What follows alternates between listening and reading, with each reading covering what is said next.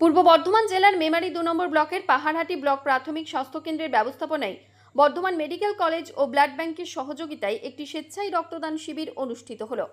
এদিনের এই শিবিরে পাহাড়হাটি ব্লক প্রাথমিক স্বাস্থ্য কেন্দ্রে 55 জন ব্যক্তি স্বেচ্ছায় রক্তদান করলেন। প্রত্যেক রক্তদাতাকে একটি করে চারাগাছ তুলে দেওয়া হয় সম্মান স্বরূপ। মূলত গ্রীষ্মকালীন রক্তের চাহিদা মেটানোর জন্যই এই বিশেষ উদ্যোগ নেওয়া হয়েছে বলে জানিয়েছেন সাময়িক ভারপ্রাপ্ত বিএমওইচ ডাক্তার নাজিম আলম। পাশাপাশি জাতীয় যক্ষ্মা নির্মূলীকরণ কর্মসূচির প্রচার সারলেন তারা। এদিনের এই রক্তদান কর্মসূচির মধ্যে দিয়ে এলাকার সাধারণ মানুষকে বিশেষ বার্তা দেওয়া হয়। এই সংগৃহীত রক্ত বর্ধমান মেডিকেল কলেজ ও হাসপাতালের ব্লাড ব্যাংকের হাতে তুলে দেওয়া হয় বলে জানিয়েছেন বিএমওইচ। এদিনের এই রক্তদান কর্মসূচিতে উপস্থিত ছিলেন মেমারি 2 নম্বর ব্লকের সমষ্টি উন্নয়ন আধিকারিক বিশাখ ভট্টাচার্য, যুগ্ম আধিকারিক সব্যসাচী দাস, পাহাড়হাটি ব্লক প্রাথমিক স্বাস্থ্য কেন্দ্রের বিএমওইচ ডাক্তার নাজিম আলী সহ সকল ডাক্তার, নার্স এবং কর্মীবৃন্দ।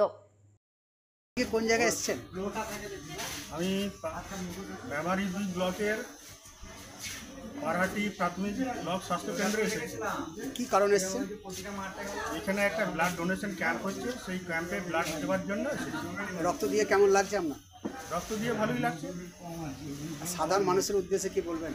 সাধারণ মানুষের উদ্দেশ্যে কি বলবো, যাতে এই ব্লাড নিয়ে হচ্ছে যে সাধারণ মানুষের জীবনটা সুস্থ থাকে বা হচ্ছে যে সেই একটা প্রাণ যাতে বাঁচতে পারে, সেই কারণে আমাদের ব্লাড ডোনেশনটা দেওয়া।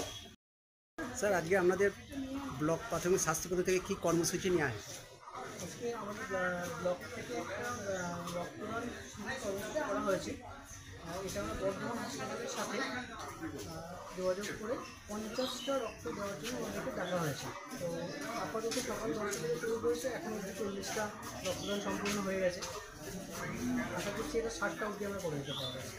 এই স্যার, রক্তদান শিবিরটি কি প্রত্যেক বছরই হয় এই সময়? এটা আমরা বছরে 2বার করার চেষ্টা করি।